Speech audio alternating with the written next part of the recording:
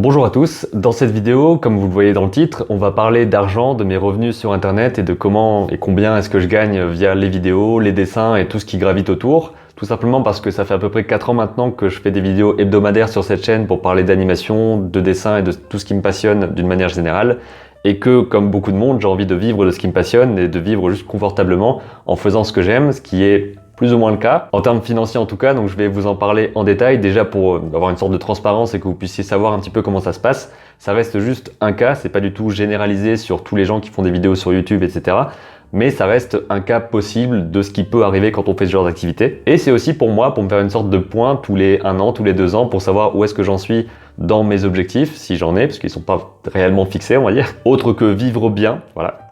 Et je pourrais revenir sur cette vidéo en 2020, en 2022, en 2030, j'en sais rien, pour savoir où j'en étais à cette époque-là. Donc c'est intéressant de marquer ce qui se passe à telle époque. Dans la vidéo que j'avais faite il y a maintenant 2 ans, j'avais expliqué qu'il y avait 4500 abonnés environ sur la chaîne, que ça faisait 33 000 vues dans le mois et que ça générait 17 $ en revenus publicitaires. Et aujourd'hui, en juin 2019, vous voyez qu'il y a environ 39 500 abonnés sur la chaîne, que ça a fait 84 000 ou 85 000 vues environ dans le mois et que ça a généré 134,67 $ en revenus publicitaires. C'est compté en dollars, c'est Google, je pense pas que je puisse changer ce truc. Donc vous voyez qu'il y a presque 10 fois plus d'abonnés, mais il n'y a pas forcément 10 fois plus de vues ou 10 fois plus d'argent parce que c'est pas vraiment corrélé, on va dire. Ce sont des points sur lesquels je vais revenir après, mais juste avant, dans la conclusion, je tiens à vous dire que je suis maintenant micro-entrepreneur, c'est-à-dire que j'ai un statut légal en France pour déclarer cette activité et déclarer les revenus que j'ai avec cette activité. Donc je vous précise bien que tous les chiffres que je donne ici, c'est des chiffres avant cotisation, avant impôt. Donc c'est des chiffres, on va dire, bruts. Et le net que je me mets dans la poche avec lequel je peux dépenser de l'argent, bah c'est pas ça. C'est un peu moins que ça.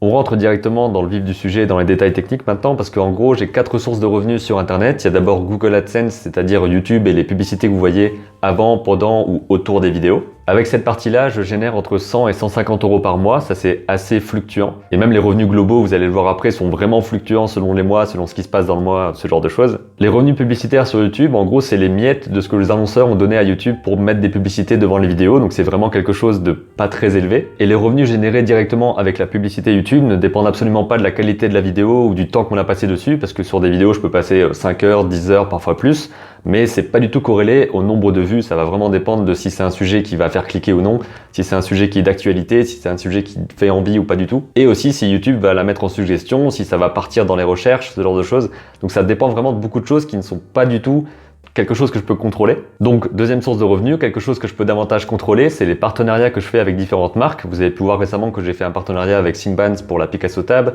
avec Paperlike pour leur Paperlike pour iPad. Et pour ce genre de partenariat, il y a différents types d'échanges. Par exemple, pour Paperlike ou Wondershare, c'est directement, je précise que c'est 200, 300 ou plus pour la mention dans la vidéo, selon le type de vidéo, selon le fait que ça va durer dans le temps ou pas. Principalement un tutoriel, ça va beaucoup plus durer dans le temps, ça va faire plus de vues sur ma chaîne qu'autre chose. Les marques me contactent par mail pour discuter un petit peu de ce qui serait possible. Parfois, il y a des offres qui sont vraiment pas du tout optimisées et moi je dis bah non, je vais pas parler de votre truc juste parce que vous me le dites et sans me payer. Donc il y a plein d'offres comme ça que je refuse complètement parce que c'est juste, c'est pas du tout donnant-donnant en fait. Et dans un cas comme Symbands avec la Picasso Tab, donc la tablette dont j'ai parlé assez récemment, ils m'ont juste dit, il y a cette tablette, on te l'envoie, tu la testes, tu la gardes après, tu fais comme tu veux. Et dans ce cas-là, je me suis dit que ça valait le coup de juste l'avoir pour l'essayer et pour vous en parler parce que c'est forcément une vidéo qui pourra aussi atteindre plus de monde et intéresser plus de monde. La troisième source de revenus, c'est l'affiliation. J'en avais parlé un petit peu dans la vidéo précédente justement où je parlais de combien je gagnais il y a 2 ans. Donc l'affiliation, en gros, c'est une marque, peu importe quelle marque, vous allez avoir un lien spécial pour cette marque-là et dès que quelqu'un clique sur ce lien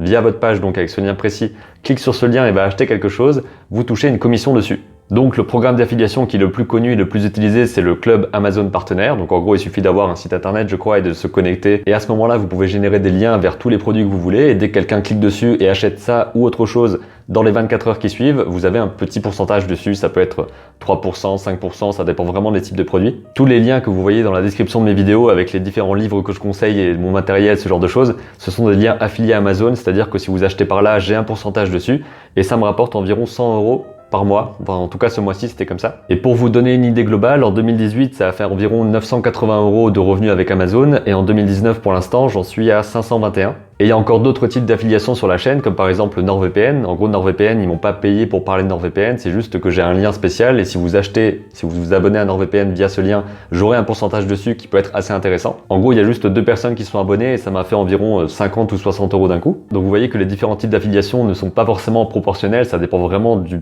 produit, du service en lui-même. Et la dernière affiliation qu'il y a sur cette chaîne, c'est avec Gumroad. J'avais fait une vidéo il y a à peu près un an, une interview avec Gromi, Richard Vatinel, donc l'artiste autodidacte sur son site. Et donc via Gumroad, il fait des cours et j'avais fait en sorte avec lui d'avoir un lien spécial. Et depuis un an, j'ai des petits mails qui m'arrivent en disant, bah voilà, quelqu'un a acheté tel cours de l'artiste autodidacte et ça vous fait 15% de commission, je crois, un truc comme ça. Donc ça s'accumule petit à petit au fil des mois. Et là, en un an et demi, j'ai eu à peu près, c'était combien? 170 $.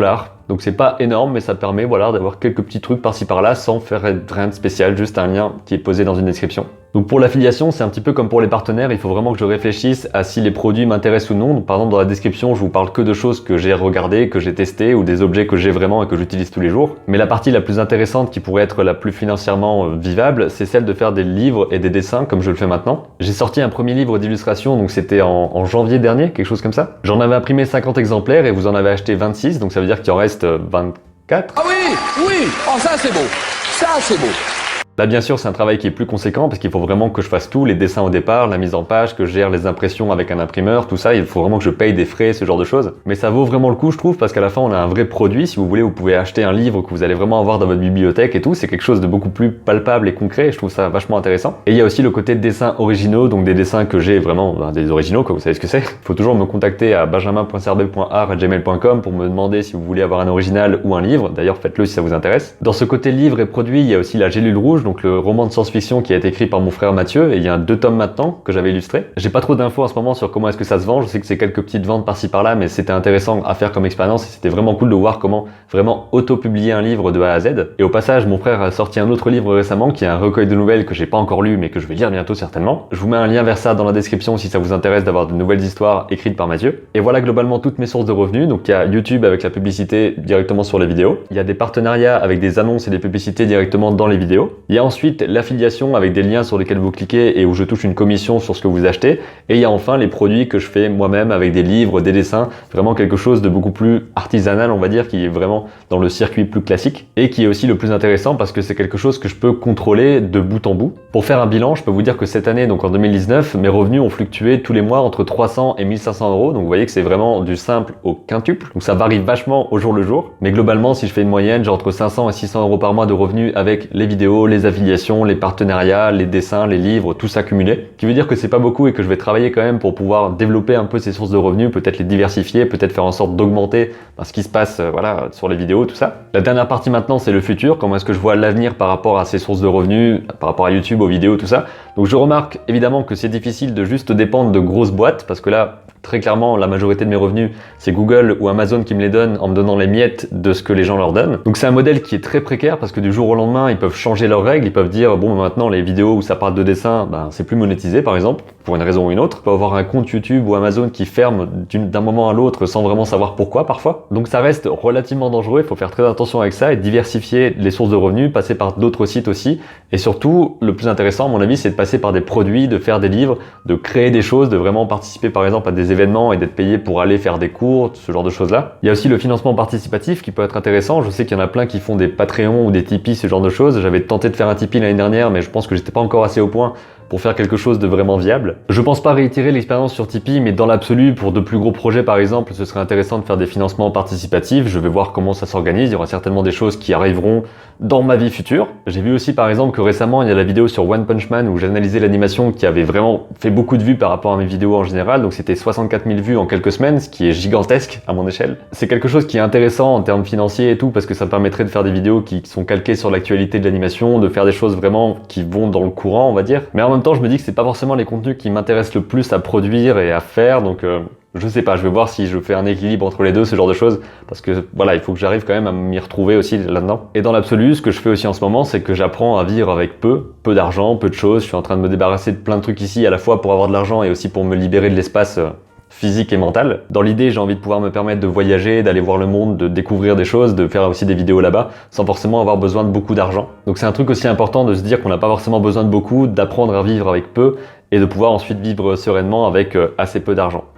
Pour finir, étant donné que ça fait 4 ans que je fais des vidéos sur cette chaîne et qu'on arrive bientôt aux 40 000 abonnés, c'est une sorte de cohérence des 4. Il y aura une vidéo réponse à vos questions qui arrivera bientôt sur la chaîne, donc posez vos questions en commentaire sur tous les sujets que vous voulez, je sélectionnerai certaines questions pour y répondre dans cette vidéo-là. Merci d'avoir regardé celle-ci, je vous dis à bientôt pour une prochaine, et d'ici là, comme d'habitude, créez vos images et racontez vos histoires. Dans ce côté très arbitraire des règles de YouTube, je voulais par exemple vous montrer ici que sur la vidéo 2 livres pour apprendre à dessiner le corps humain, où je vous montre 2 livres pour apprendre à dessiner le corps humain, je vois que le dollar est en jaune et qu'il y a marqué non adapté à la majorité des annonceurs, donc je sais pas trop pourquoi, j'imagine que c'est parce qu'il y a des dessins de gens nus, mais ça me semble assez fou que ce soit à cause de ça. Je sais par exemple que récemment je vous ai parlé de la chaîne YouTube Croquis Café avec des vidéos avec de modèles vivants, donc des personnes nues qui posent, enfin bref c'est pour s'entraîner à l'art quoi. Et cette chaîne YouTube a été complètement bloquée, supprimée, donc ils sont passés sur Vimeo maintenant parce que avoir des gens tout nus qui posent, c'était pas bien pour YouTube, visiblement. Et je suis en train de me dire que c'est peut-être à cause des quelques images que j'ai montrées dans la vidéo de Croquis Café que c'est parti en vrille comme ça. Alors que pourtant j'ai montré que les miniatures des vidéos et dans les extraits il y avait que des gens habillés, donc je sais pas. Vous voyez un petit peu de quelles règles on dépend et à quel point c'est, voilà, c'est bancal. Là je vais demander un examen manuel de cette vidéo pour que quelqu'un la regarde et que, voilà, je sache vraiment qu'est-ce qui allait pas dedans. Ça veut pas dire que je vais calquer mes vidéos sur les règles de YouTube et que je vais forcément ne pas faire des vidéos qui n'ont pas de publicité. Mais ça me pose quand même des questions parce que prochainement je voulais faire une vidéo sur le modèle vivant où j'allais dessiner à partir de photos plusieurs personnes dans différentes poses. Et je me posais la question de est-ce que ça pourrait être des personnes nues ou pas parce que ça va peut-être interférer avec YouTube. Encore une fois, c'est une raison supplémentaire de se dire qu'il faut absolument pas dépendre que des annonceurs, parce qu'à ce moment-là, on est que dans leur bon vouloir de mettre ou pas quelques miettes dans nos vidéos, quelques miettes d'argent, enfin, vous voyez ce que je veux dire. Donc autant développer autant que possible les revenus autres, les collaborations, les partenariats avec des marques qui ne dépendent pas de YouTube. Comme ça, si un jour mon compte est fermé ou que tout s'arrête, il y aurait quand même quelque chose de viable et je pourrais quand même continuer à travailler et à vendre ce que je fais. Voilà.